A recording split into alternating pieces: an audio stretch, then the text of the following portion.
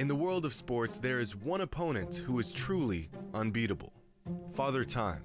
He's cruel, unrelenting. He doesn't care about your goals or ambitions, and no one has ever got the best of him. There comes a day when even the very best must concede and admit defeat. Their time is up, and it was good while it lasted. But LeBron James is putting up a pretty damn good fight. In his 19th season, LeBron is doing the unthinkable. Old as dirt, got more miles on his legs than a 93 Honda, still somehow among the league's very best players. This is unheard of. It's impossible, or at least it should be to any human being. So LeBron's got to be some sort of basketball android, unleashed on the NBA to set a new standard for sustained excellence. In his last 8 games, LeBron is averaging 30 points, 8 assists, and 7 rebounds. The man's NBA career is older than half the people watching this video right now, and he's still doing all this. But as this Twitter user said, LeBron is in his 30s. This won't go on much longer. This tweet was from 2015, 6 years ago, and nothing has changed.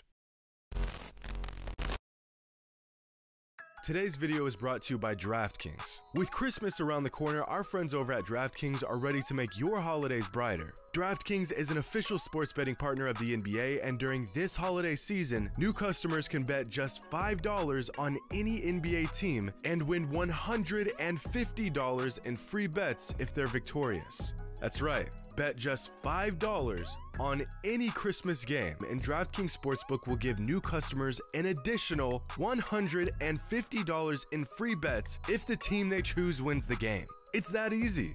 Oh look, the underachieving Celtics are playing the red-hot returning champs in the Milwaukee Bucks on Christmas Day.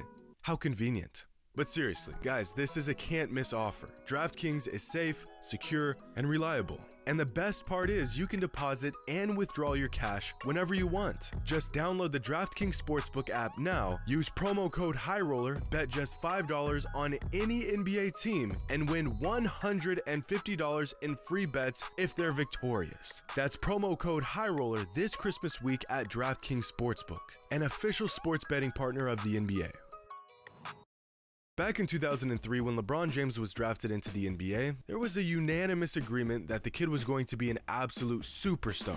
The most hyped high school prospect since Kareem Abdul-Jabbar 35 years prior. According to other NBA players at the time, LeBron was NBA ready by the time he could legally drive a car. But even the most optimistic fans could have never predicted that 20 years later, that kid would not only still be in the NBA, but he would still be one of the best players in the league at nearly 37 years old. The dude has been around forever. In fact, he's been around for so long that his fellow class of 2003 NBA draftee Chris Bosh started his NBA career at the same time as LeBron, played 13 seasons in the league, retired, and has already been inducted into the Basketball Hall of Fame. Meanwhile, LaJust a Kid from Akron is still an all-NBA talent. Dudes are out here at your local gym with knee problems and a bottle of ibuprofen on standby before their 30th birthday. And this guy LeBron is still jumping out of the gym and beating 20-year-olds up the court. It just doesn't add up. And it's not as much of his age that's surprising. There's been quite a few all-time greats that played into their mid to late 30s. Michael Jordan was the league MVP and won an NBA Finals at 35. Kareem was an all-star up until his last season in the league at the ripe old age of 41. And Kobe Bryant dropped 60 on a broken down body at the age of 37. It's not what LeBron is doing at his age. It's what he's doing in his 19th NBA season. A lot of guys play into their late 30s, but no one is this good in their 19th season. And I mean no one. In the history of the NBA, there have been only 23 players to play 19 or more seasons in the NBA. That's 23 players that simply made it to their 19th season. And the majority of them didn't cross the finish line, they hobbled to it. Let's take a look at who these 23 players are and how good they were. Vince Carter? Bad. Kevin Garnett? Bad. Shaquille O'Neal? Bad. Jason Kidd?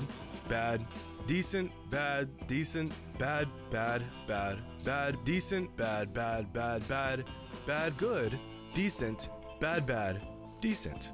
23 players made it this far into their NBA career, and only 2 were still truly all-star caliber players.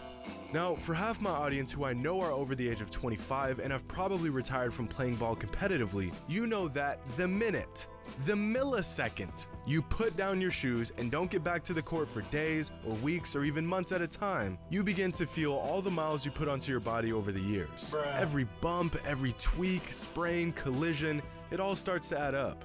And yet, LeBron has been playing basketball at the highest level, night in and night out, for 2 decades, and he still manages to be on top of his game. Now, sure, the minutes are clearly starting to have an effect on him. He's missed considerably more games over the last few seasons than he did in his younger years, but his production and quality of play has hardly even budged. So all those players that I previously mentioned that played 19 seasons in the NBA, here's a chart of their points per game throughout their careers. And there's some really interesting information here. From this chart, you can see that nearly every single player improved offensively in their first 5 seasons. A gradual climb up the NBA ladder into All-Star or even All-NBA status. From seasons 5 through 10, again nearly all of them hit their stride in the league and play out their best seasons. Or as we like to call it, their prime. But around season 11, we begin to see a steady decline in point production across the board. A slow and virtually linear descent from their once elite status, usually a result of less minutes or a lesser role because, well, they're getting older. And by the time season 17 rolls around, most of these players have completely fallen into an almost counterproductive state. Their leadership, seniority, and legacy usually keeping them around on their last leg before they retire. But there's a few players that stand out. Here's Kobe Bryant, who had a super unconventional path to greatness with humble beginnings, but eventually reaching all-time elite levels of offensive production. And aside from a torn Achilles in its 18th season, he sustained his production better than virtually everyone else. Then there's Kareem Abdul-Jabbar, who had one of the best starts to an NBA career the league has ever seen. And although he peaked relatively early in his career as a scorer, he became the all-time leader in points scored by maintaining all NBA levels of production throughout his entire career. And here's Karl Malone, who, similar to LeBron, used his innate scoring ability and superhuman durability to rack up nearly 37,000 points. And now here's LeBron, who amongst even the most durable and sustainable players of all time has had a career trajectory that looks straight out of 2K. The dude hasn't budged in over a decade. If we remove the outliers of Malone, Kobe, and Kareem, the 3 horsemen of I'ma play until my legs fall off, we have a clear picture of LeBron's unreasonably excellent ability to stay on top of his game year after year after year. I mean, for Christ's sake, the man's trajectory is going up in his 19th season. Oh, and just out of curiosity, I charted the career projection of another active NBA player. Something that looks like this. Any guesses as to who this player is? Yeah, just something to think about. Now, this may sound weird, and let me know if I'm crazy for even thinking this, but when I look at the totality of LeBron's career, I'm actually surprised that he doesn't hold the all-time scoring record yet. He's been the all-time leader in playoff points for years now.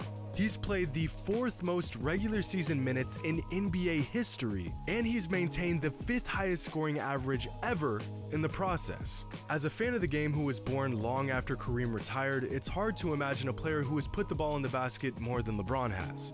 I mean, I get it, the numbers are right in front of my face, but it's still hard to wrap my mind around.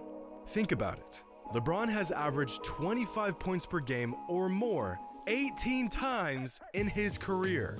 The next closest player is Kevin Durant with 13 seasons. Kobe had 12, Karl Malone had 12, MJ had 11, and Kareem only averaged 25 plus points per game 10 times in his 20-year career. At the pace LeBron is going, if he can stay relatively healthy, he should pass Kareem's all-time scoring total sometime towards the end of next season. And every single bucket after that is icing on the cake.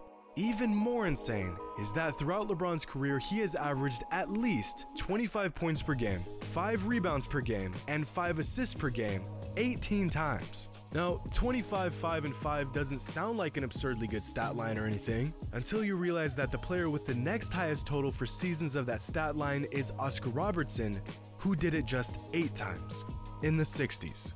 Only 4 other players have accomplished this stat line for even 5 seasons, and those players are Kobe Bryant, Michael Jordan, James Harden, and Kevin Durant. No one even remotely close to LeBron. And that's because on the court, LeBron isn't really the best at anything, but he's one of the best at everything. He's not the best scorer, but he's certainly one of the best scorers of all time. He isn't the best assist man, but he is among the very best passers the league has ever seen.